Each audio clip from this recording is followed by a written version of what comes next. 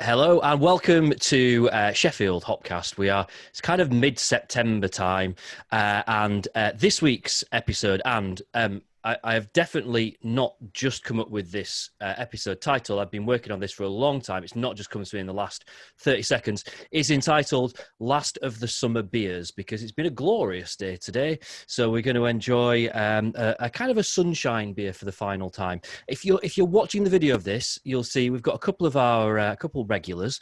We've got a special guest who Sean's brought with him. I'm going to get Sean to introduce him in a minute. You'll notice that Laura isn't here, but she is. So Laura is going to join us through the magic of modern technology. I sound like I'm about 80 years old when I say that, don't I? Laura is now going to join us from somewhere that is not laying on her bed, and here she is. So. Laura, you join us. We've not even done the introductions yet. We are right at the start of the episode. I don't think she can hear us, so I'm probably talking to myself right now. And in fact, I can just see a light. This is not going quite how I expected it to. While Laura attempts to connect to the audio, let's say hello to Sean. And Laura's here. Hi, Laura. You're muted. Can't hear Laura. You are muted, yes. Hi. Can you hear me now? We've got you. We were just about to go to Sean for him to do his little hello, but seeing as you are actually out doing stuff, we'll come to you first. The most important question is, where are you and what are you doing? How exciting is this? Tell me if you can't hear me because it is a bit noisy here, but I've got my little... So, I am in Leeds for Jim's birthday and we have just arrived at, see if you can tell from my glass, Wunderburst. So we've been here all day, so I apologise if this is total shambles. But I have just got, haven't tried it yet actually, I've got the Duration Brewing Shifting Baselines, which is a mosaic hopped 5% pale ale. Really, really like Duration. Spent Thanksgiving down at their farm last year.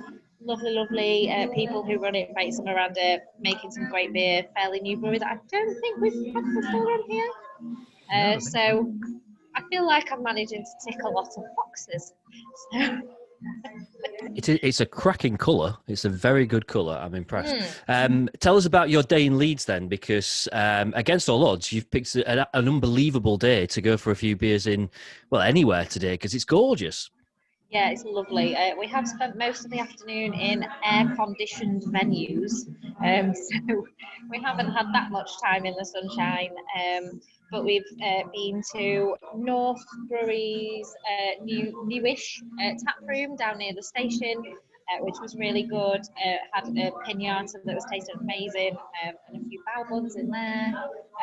We've also been up to the Turk's Head, which is next door to White Locks. But I think it's probably my favourite Leeds bar.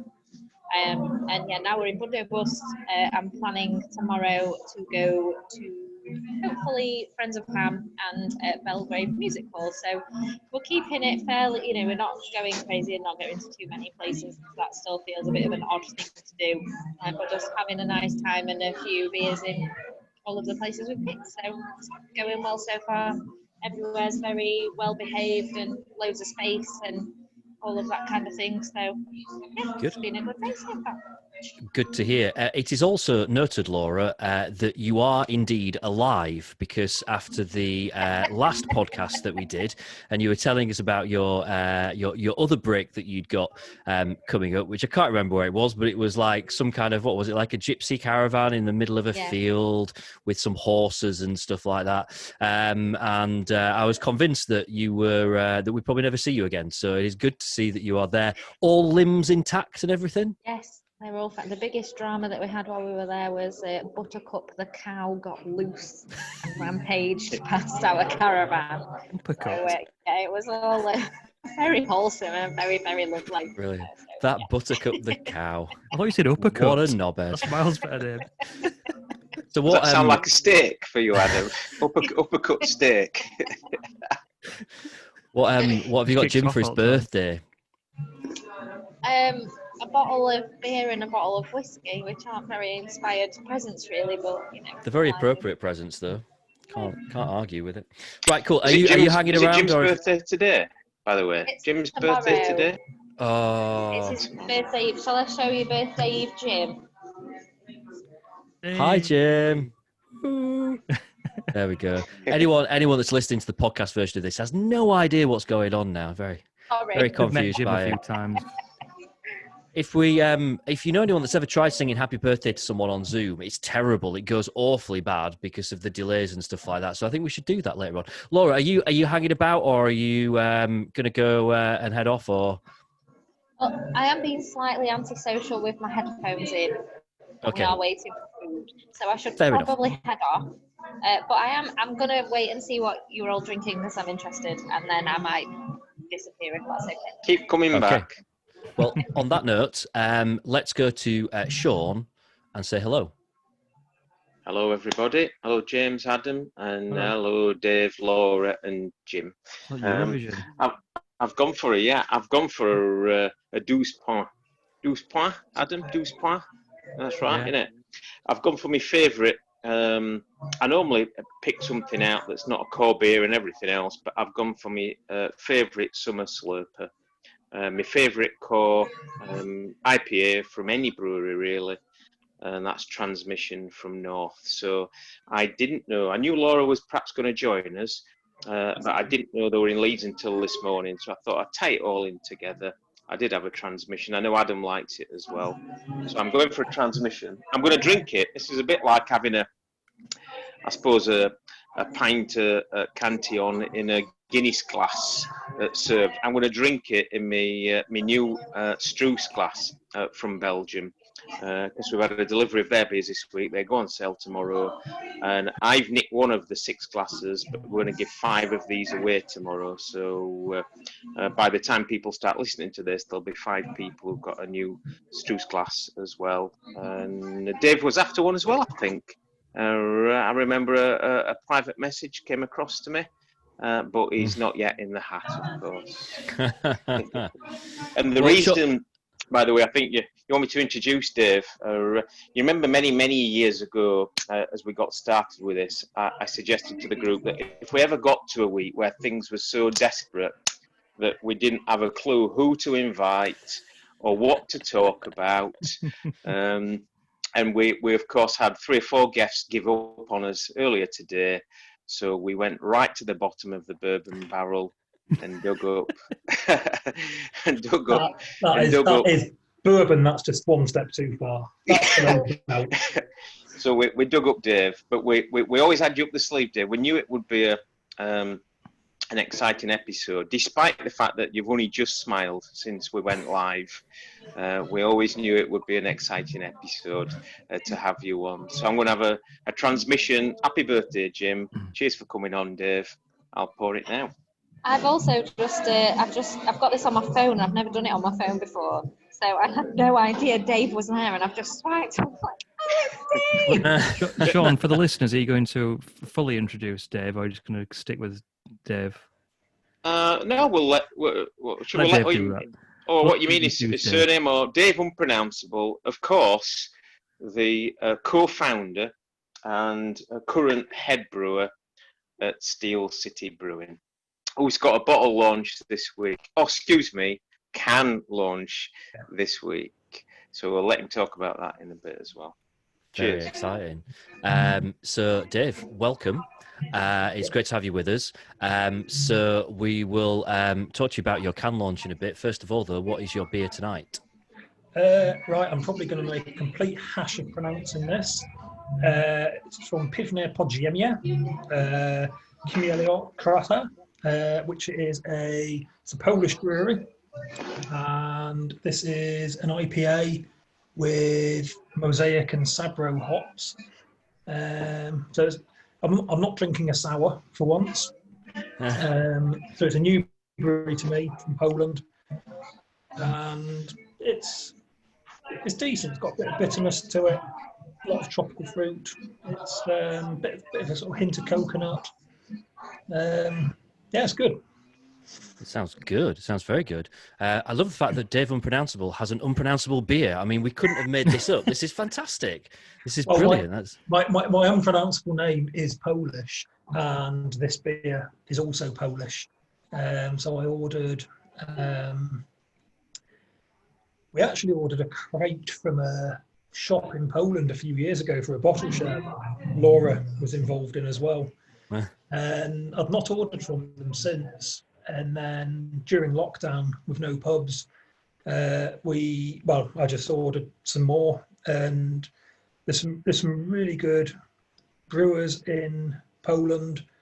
And even with the shipping, it works out about £3 a bottle.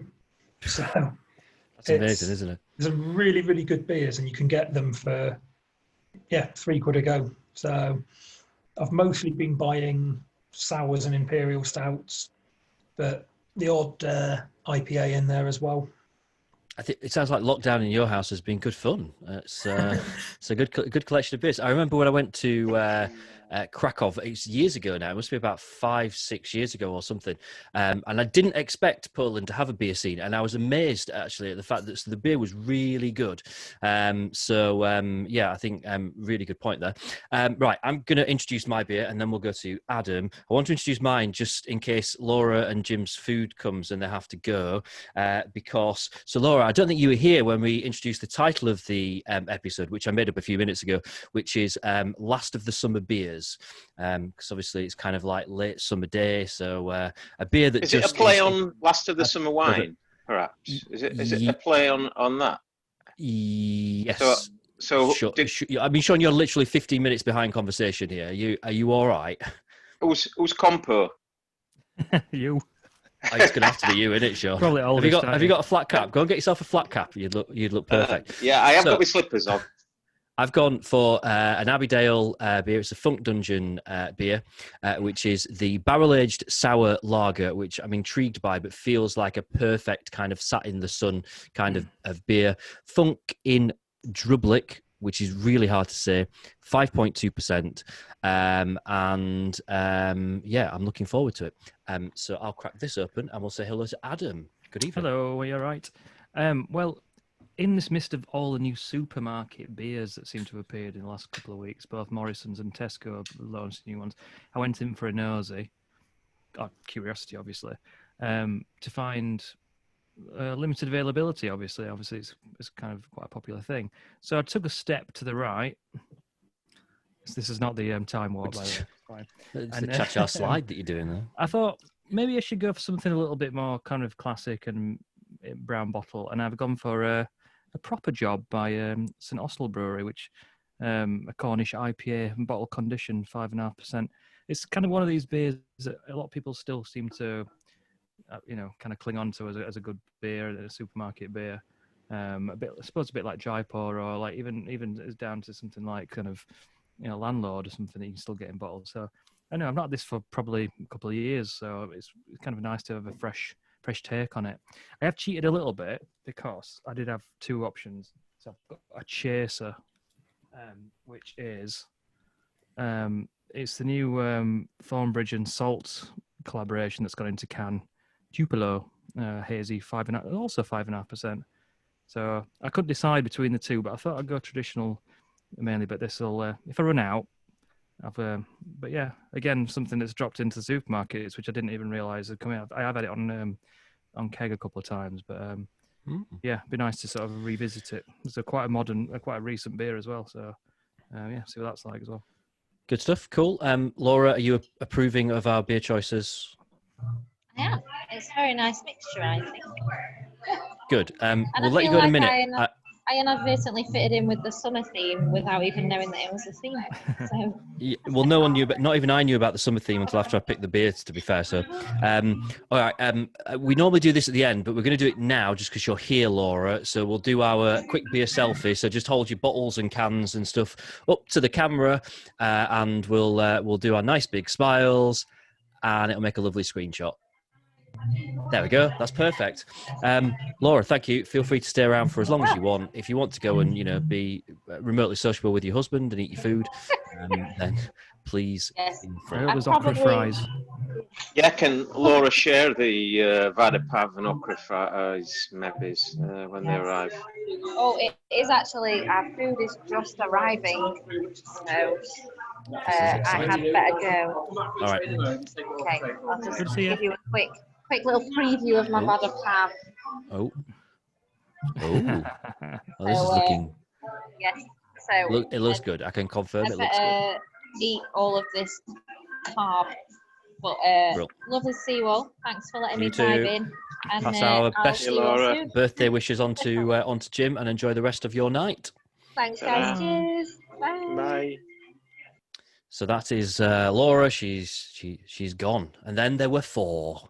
Right, so we've all got our beers on the go. It's a couple of weeks since we were last here, but it feels like a lot's kind of happened in the last couple of weeks because things have gone a bit weird again, haven't they? In terms of virus stuff and lockdown, pubs and stuff like that. Sean, I'm going to ask you just in case has the guidance or anything from the market or anything changed, or is everything kind of just pressing on as normal for you guys?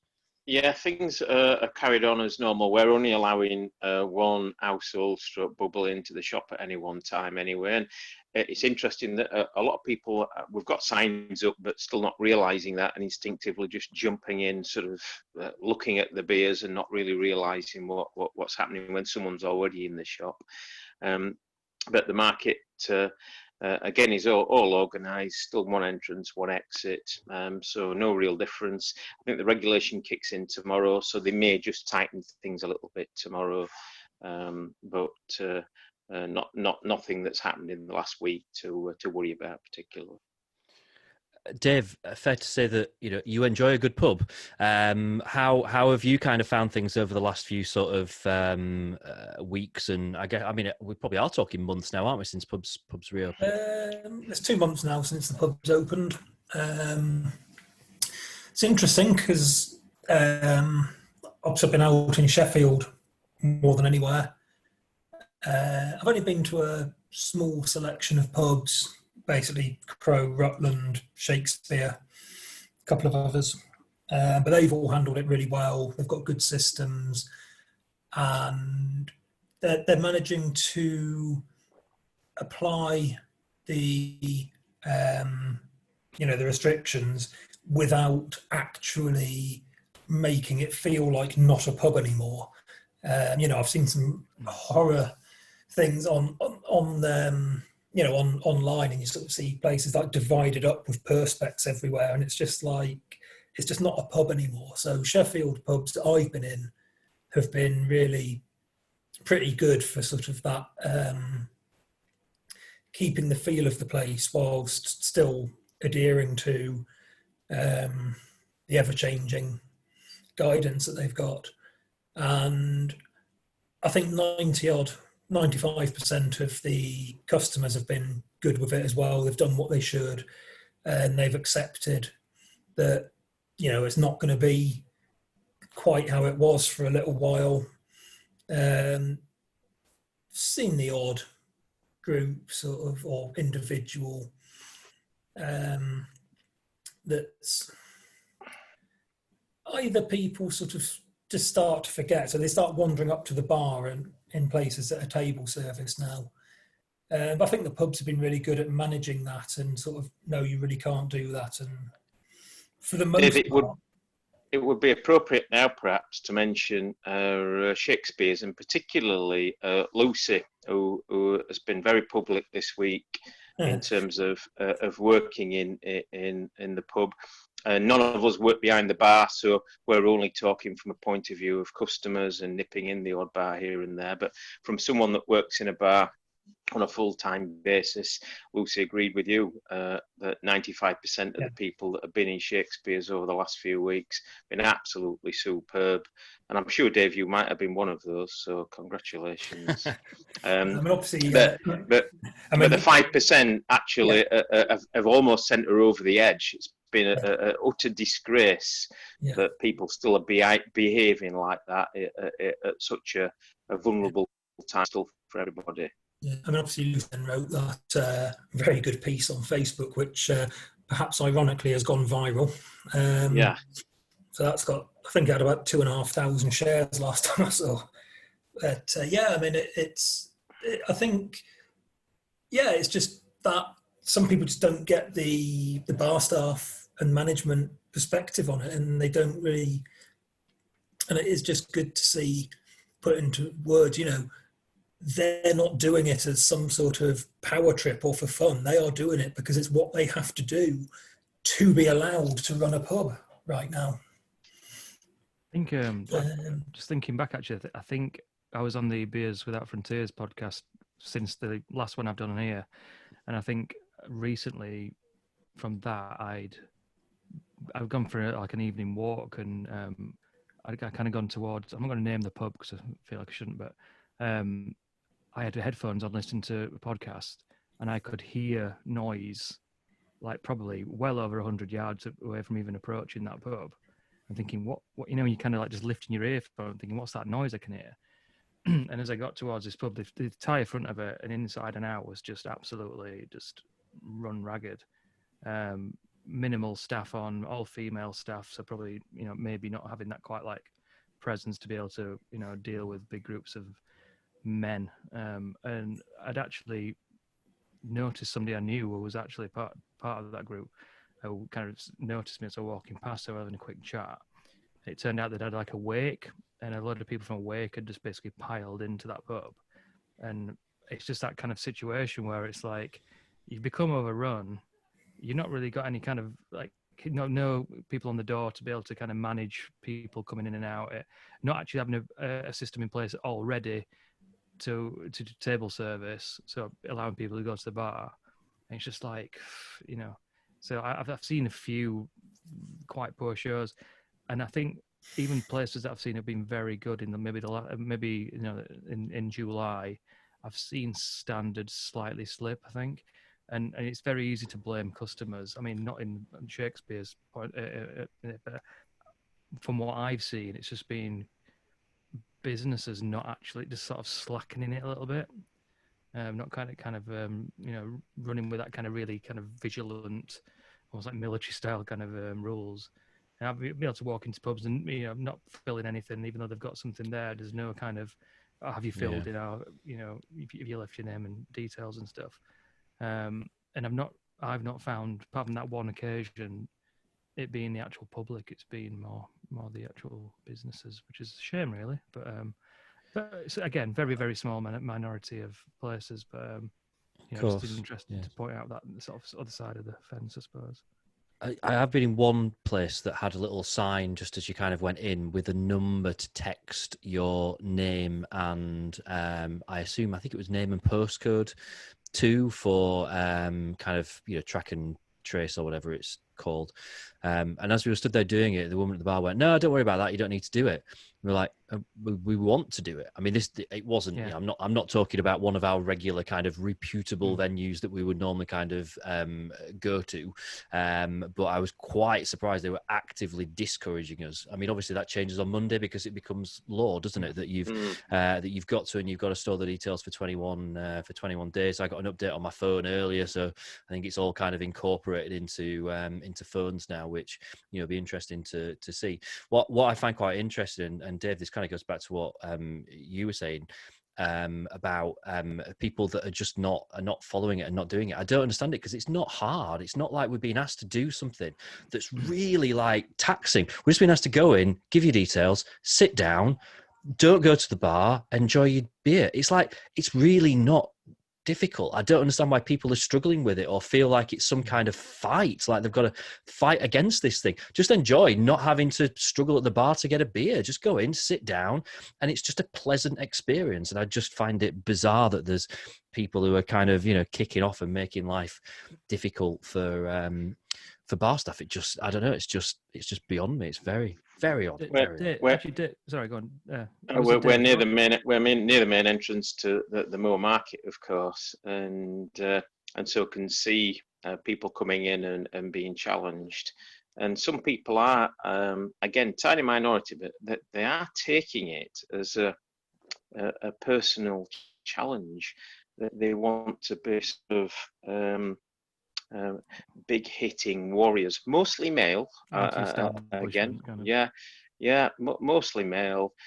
Nobody tells me anything. I do what I want, and again, giving staff or requiring them. But you mentioned there, James, it's not law until tomorrow. So the last few weeks, I suppose, have been a spectacular success, with no actual law in place and everything being regarded as guidelines. So perhaps the law might change things, but again, perhaps the horse has bolted already. It's already won the St. Ledger. I was going to say, Dave, as someone who you were saying a minute ago about, like, the places you've been have not made it kind of feel like a different experience. But as someone who does kind of drink and go abroad quite a lot, I suppose you're quite used to that table service, like, sort of thing. And I said that when the first time I went to the pub, I quite enjoyed that slight difference in kind of a culture where it felt a bit more European. I don't know how you're feeling, or do you think there might be a slight shift over? I can't see it being a permanent shift, because it would be a fundamental shift to pub culture, and I think people are sort of accepting it as a temporary thing.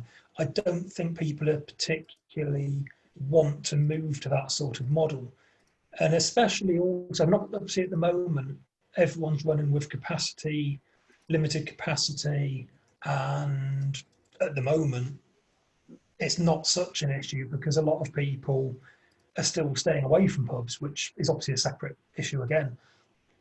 But if we get back to normal, for Friday night there aren't enough tables in a pub for all people who are going to be there. So do you turn people away if there's no tables, or will people want to just be not allowed to go in it and to be told, well, this pub's full, go somewhere else? So I can't see it becoming something universally accepted, and I can't see us moving to table service culture in pubs in the long term. It's a fair point, isn't it? And particularly with, a pub's going to start turning people away. They've got a lot of trade to make up from, even now it's not a brilliant period for pubs, is it? So once there is a point whereby those limits aren't there, I would have thought that the majority, it's not even going to be a want, it's going to be a need to kind of, take as much customers as they can do. So maybe you're right. Maybe this is something that we just kind of like, it's a side effect, isn't it, of what's happened really, this sort of like fact that we can go in pubs and enjoy it in a different sort of way. I guess it's fairly obvious it's going to be like this for a while. Like I can't see this ending anytime kind of soon. I think, we've probably got to, strap ourselves in for the winter is going to be like this. There's even this possibility, isn't there, about whether or not there's another possibility of a shutdown of pubs on the cards. I know it's something's been kind of rumoured in Scotland a little bit over the last few days, whether something might be coming there in terms of that with pubs possibly closing again. So I think we've all just got to kind of roll with this a little bit. Dave, I'm quite interested to kind of ask you from a brewing perspective, kind of what things have been like kind of through lockdown and stuff like that from the brewing point of view. What was that like? For me, because of my operation, it's not been such an issue. It's not my livelihood. So I have. That's perhaps an appropriate time to give us some background to your operation. So, Steel City Brewing, give us a 30-second start to now on Steel City Brewing. So, 11 years old now. Laughable as it may sound now, we started because you couldn't get hoppy beers in this country, or not very easily. So we set out to make them ourselves. So it's not. So we being myself and my former business partner Gaza. So we set it up, and it does run as a business, but as very much as a sideline. And so we never had our own brewery, and I still don't. So I hire at the moment Lost Industry on a brew by brew basis. So with the lockdown, I just didn't brew. I've brewed one beer since the lockdown, which was one I did for my regular customers, as in pubs, just called 106 Days Later. So we just sent that to all our regular customers. Plus, shameless plug, Sean's getting the cans this week. So I'm still operating on that. So I found, obviously, draft sales for me completely dried up. Some brewers still managed to do some because some pubs were doing takeaways. The breweries that did best are the ones that were already geared up for small pack. So the ones that had canning lines, bottling lines, and had distribution networks. Some of them, if they're already selling more in small pack than draft, then home sales obviously went up quite a bit during the lockdown, whereas draft sales, not quite zero, but certainly dropped. And now, even since the lockdown, with the pubs reopened, most of them have fewer cask lines on now than before, because they're just not turning the beers over quick enough to be able to have a full lineup. So there's less market for cask beer. And then keg beer, I think in a lot of places, the kegs, they've kept the full strength lineup, but they're staying on the bar longer. So again, they're still going through fewer kegs. And also for anything other than hoppy IPA type beers, a lot of the pubs have still got kegs of the stronger, imperial stouts and sours from the before times. So they've not had to dispose of them. So they've got stock of that. So still, the opportunity for draft beer sales is still lower than it was before the lockdown. Interesting you say that, actually, because I was in the Nag's Head, the brewery, Bradfield Brewery tap this afternoon, and that was absolutely to capacity outside. They've extended all their car park to seating, but still, I think they had maybe eight cask lines on. I think they were running at 4. Yeah. And that's it for someone who really, really turns over their own beer, which is brewed, a stone's throw away. They've really limited that down to. I mean, I think it has changed, but obviously it's still impacting on that kind of place, which usually just shifts. Yeah.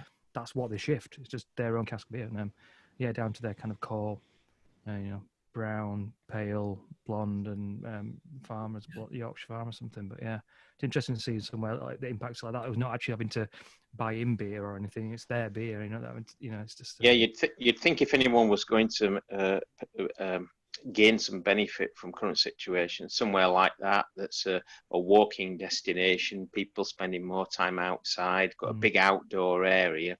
You think that they would be the very peak in terms of turning beer over, but so that's 50% of the cask lines already down. I suppose you've not got the inside. No, you haven't. Maybe not got your.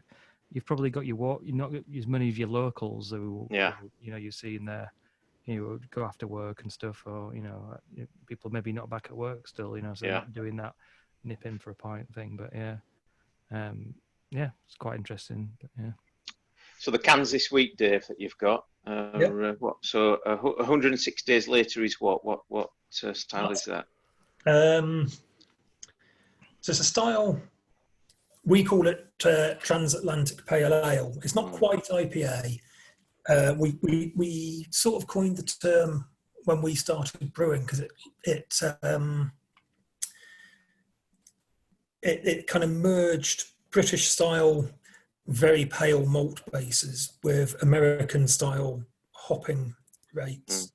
Because when I travelled to America, I loved how much hops are used, but then they always made it like 7% or more, and they always tried to balance it with crystal malt and crap like that. So it's what we wanted was dead pale and just high bitterness and a lot of hop flavour and aroma. So it's kind of like a lighter IPA. I suppose it's not too far from Session IPA, which actually came later.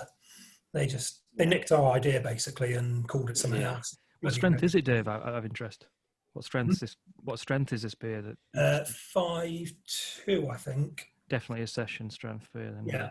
So so I didn't feel right calling it an IPA when it's only 5.2.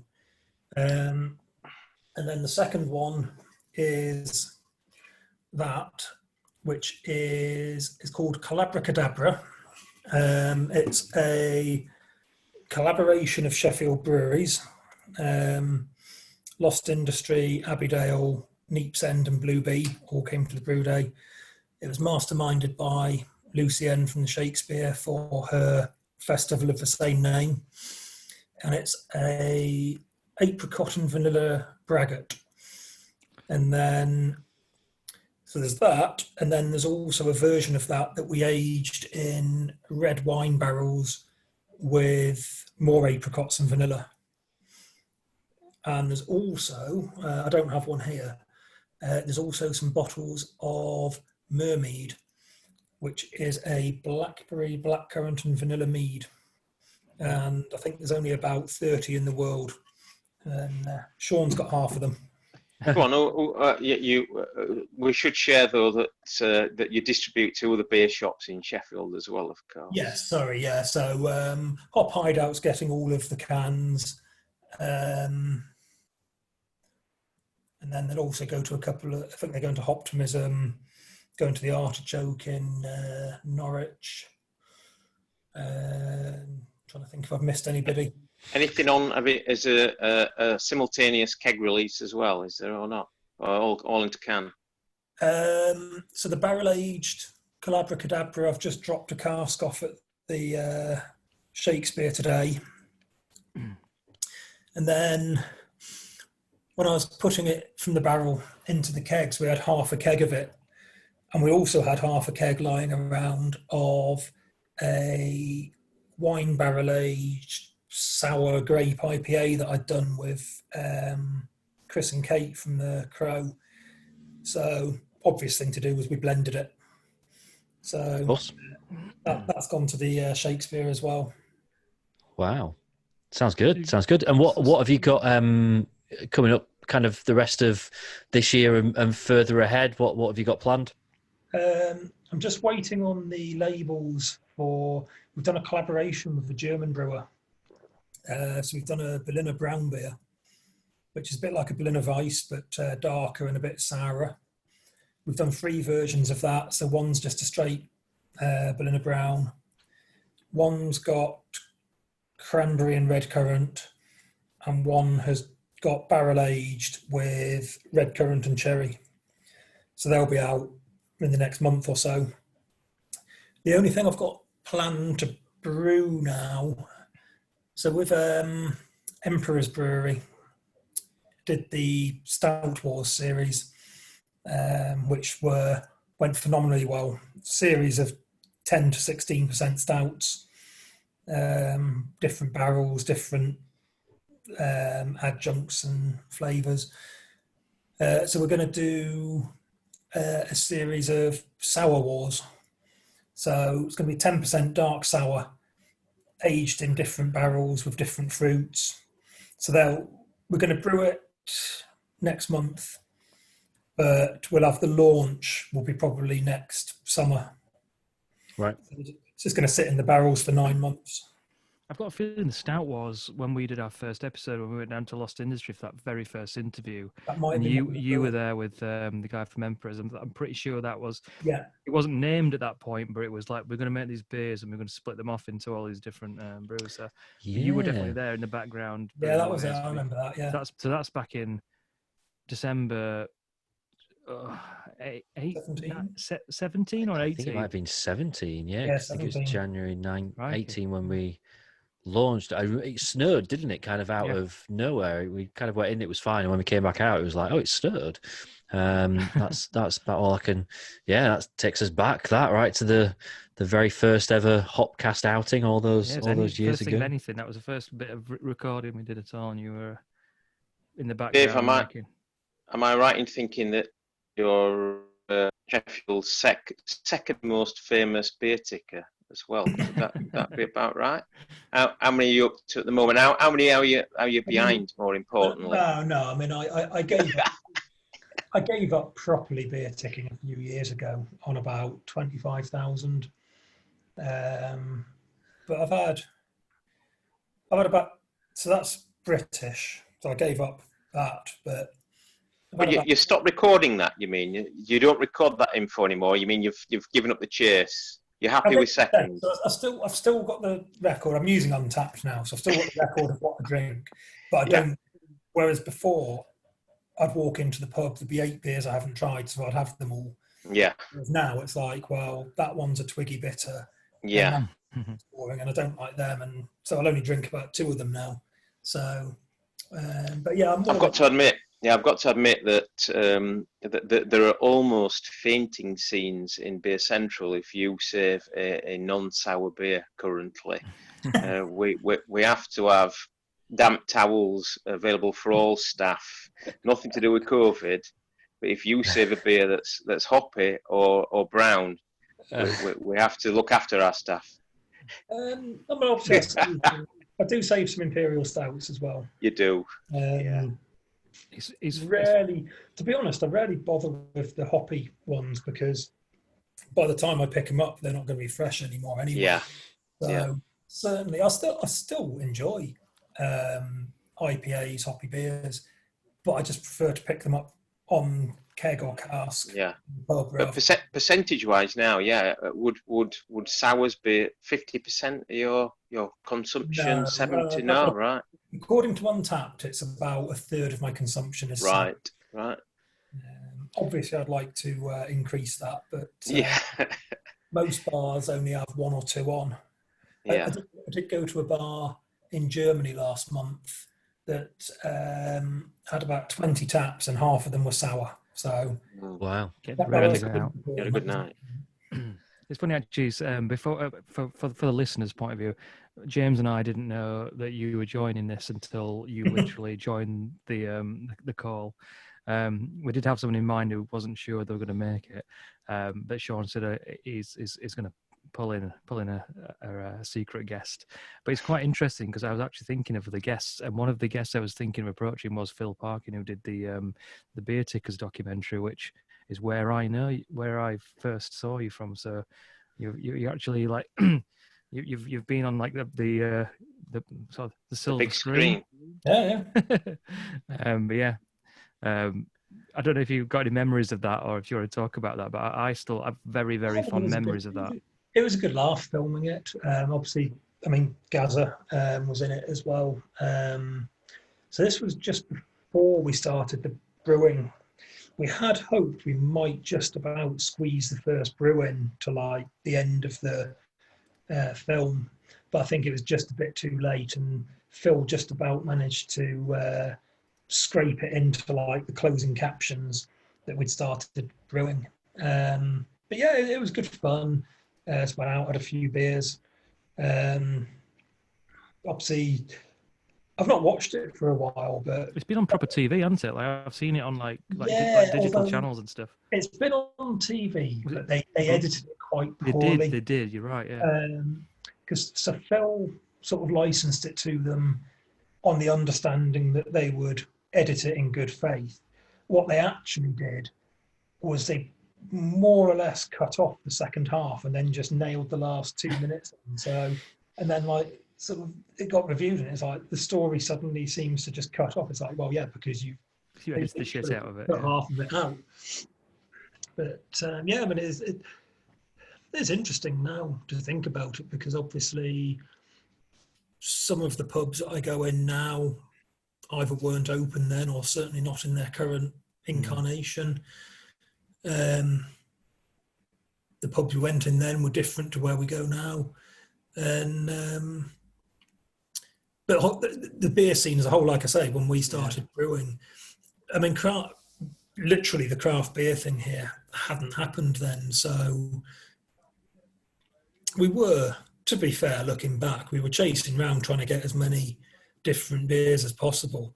But actually, the variety back then was pretty minimal. It was we're probably chasing some very, very similar beers, which is kind of why I got bored of doing it and stopped. It was, we didn't have sours. You didn't get imperial stouts in pubs on a regular basis. You didn't get big IPAs, double IPAs. It was all variations on a theme, really. Dave, you're almost as famous, perhaps even more famous than being a ticker and being a brewer, than being a traveller as well. You love a trip, and I'm not even sure whether you're in Sheffield currently. I have no idea where you might be. I am actually in my house now. I've been in the brewery today. Of course, yeah.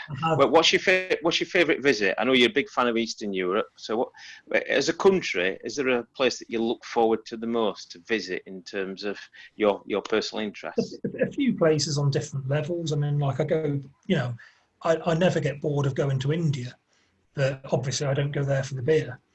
Yeah. Really enjoy the Far East, as you say, Eastern Europe. I mean, different places have different charms. Is there a surprise place that's got perhaps a better beer scene than most UK drinkers would appreciate knowing? I mean, Argentina was one. When I went, there was quite a bit around Buenos Aires and some other stuff dotted around. Before the lockdown, it had gone absolutely insane. There was just so much in Buenos Aires. And then all these little villages that I'd been to where there was absolutely nothing back then. Literally, your best you'd do was like the local fizzy lager from a corner shop. And now it's like, oh, that's got a brew pub now. It's like, what? Gaza was researching it for another visit just before lockdown. So we're really hoping that they don't all succumb, because I have no idea what sort of aid will be available in Argentina to keep businesses. So that was one. I think some of the Asian countries have got quite a bit of craft. Like India's got a lot of breweries cropping up. It's just most of them aren't very good. Taiwan has actually got a fair bit in Taipei. I think Japan's probably quite well known as having a good beer scene. So if someone sat at home now wanted a cheeky weekend away in Europe, let's say, using your love of low-cost Poland, I'd say that. Without doubt. It's got one of the best beer scenes in Europe. You can still get 20 quid flights with Wizz Air. Yeah. Gaza is there at the moment, I think. Is that right? He is. I very nearly went actually this weekend, because I've only just come back, but a friend told me there's a beer festival in Wrocław this weekend. Yeah, that's the last place I went, and I really, really enjoyed it. Really good places. Just cracking, just properly well done, like craft beer pubs, but with really good variation of beers and like local beers, not just trying to just pull all the beers out from English beers or American beers. And quite a small place as well, so you can kind of just get around it a little bit easier. I think Gdansk has a similar kind of thing as well. I think where it's... No, absolutely. Really enjoyed Gdansk. So I was in Poland a bit over a week ago. There was a beer festival in Warsaw. Not a very big one, just I don't know, 30 odd taps. Changed all the beers overnight, so we went Friday and Saturday, and different beers. And obviously the quality was really good, and it was a really enjoyable little event. So I would have gone for this one in Wrocław, but I only found out at quite short notice, and the flights were a bit more than I wanted to pay, because this is so about 25 quid, 30 quid, something like that. It's about 35 quid each way, which for a weekend's a bit steep. The price of the beer there look fairly cheap, isn't it? If you kind of obviously the domestic beers still under a quid a pint. The craft stuff anywhere from sort of 2 quid a pint to Probably some's probably a £5 for a pint of the local stuff, and then obviously imports can be quite expensive. But then I don't really go for the imports. Of course. I thought Hungary was. I don't know if you have any thoughts like Budapest. I thought Hungary was quite kind of like not quite as kind of advanced as Poland, but I've had some quite decent. Budapest is really good. Yeah. Outside Budapest, there's not very much. There's the odd brew pub, mostly quite trad, a little bit of craft, but yeah, it's very Budapest centric. So I've just been there last month as well. Anybody think there'll be a lockdown or something? No lockdown or something, but are you swimming there? Yeah, well, once the lockdown finished. So where have I been? So I started in Hungary, been to Czech Republic, Germany, Poland and Italy over the last few weeks. Keep away from Dave if you're nearby. He's carrying it all. They've all got lower infection rates than here, so I'm actually statistically less likely to have the virus than any of you. Just for reference, Gaza is now Team Toxic. He's done it as a bit of history in other breweries since you guys departed. Yeah, well, he started Hopcraft Brewery while still involved in Steel City, but then kind of drifted away from Steel City as that became more full time. Then that all finished a little bit. Went a little bit sour at the end between the other business partners. And then, so he set up Team Toxic, which has actually gone back to the Cuckoo Brewing like we do at Steel City. So they don't have a brewery. They go one step further than me because I still brew the beers. Gaza and his business partner Sue, actually don't brew most of the beers now. They contract. They just give a recipe to Liverpool Brewing Company and say, brew this, and then they sell it and distribute it. Is that quite common, just as a practice? Here, no. I mean, on the Polo and Evil Twin and Mikkeller and people have been doing it for years. You know, all these. You look, a lot of the famous Danish brewers like Mikkeller, they're actually brewed at Proof in Belgium and have been for some years. So there's quite a few big name brewers. There's one actually just going into a supermarket that from I remind me what they're called, American brewery Thornbridge are doing. You interviewed them, James. Firestone Walker. Firestone Walker, yeah. There's a Firestone Walker going to supermarkets which Thornbridge are brewing. Okay, I didn't know that. Oh, that's interesting. Yeah, so I think it's been brewed, it's canned, but that's been brewed for them. It's like some on the Polo stuff's brewed at Buxton and I kind of didn't imagine it at that kind of lower, like not no disrespect, but that kind of lower level brewery, kind of smaller breweries, kind of actually selling recipes out, or not selling recipes, but I can imagine bigger breweries that have got the capacity for another bigger brewery abroad to maybe just can you help us out a bit, sort of thing, as a logistical. I think it's like a partnership between, I think it's Fierce in Scotland and Devil's Backbone in South Africa, and they brew each other's beers.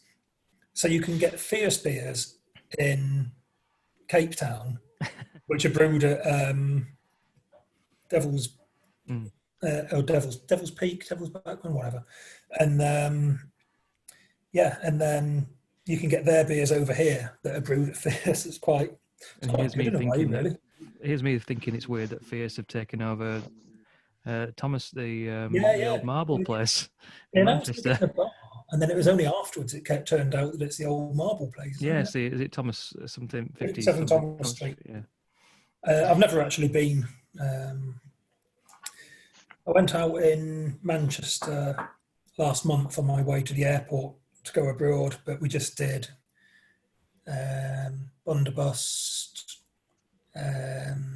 Northern Monk, Beatniks Republic, and Port Street. Oh, and Cafe Beer Moth. So just a couple the night before the flight. Decent route. I'm going to wrap things up because I think Sean's getting restless. I think his tea's about ready. Is it, Sean? No, but my restlessness was to mention, we mentioned Michela there, and this coming weekend is the first birthday of Industry Tap, just down the road from us in the city centre.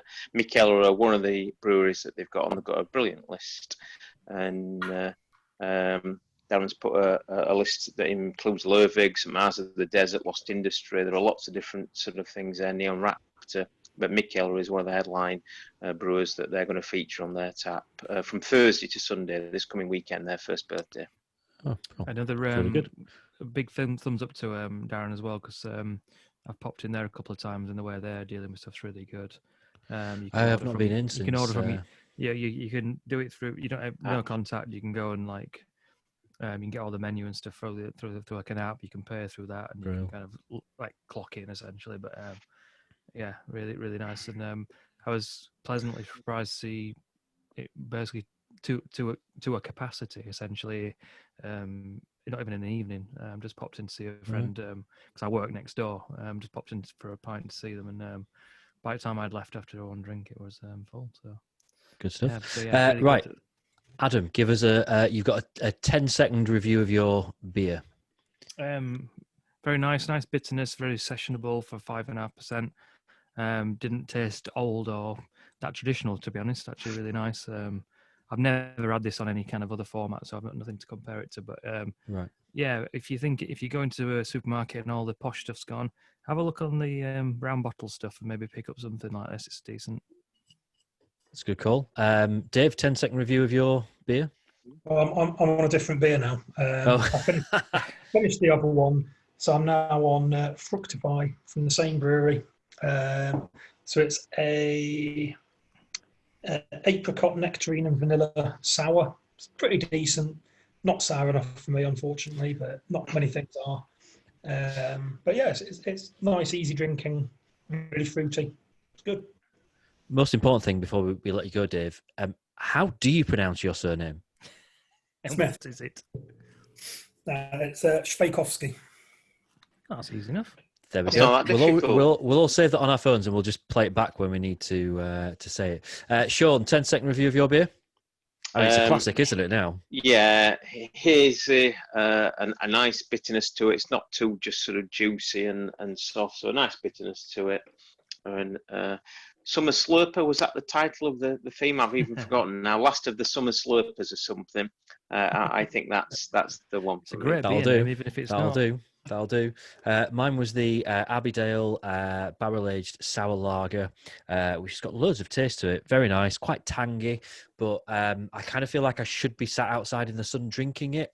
But yeah, I think it's spot on for the theme that we had. Gentlemen, thank you very much. Great to have your company. Great to see Laura and Jim earlier on as well. Bit of a packed episode this time around. So yes, thank you for joining us, and we'll be back in a couple of weeks. See you later. See you later. Bye-bye. Ta-da. Bye.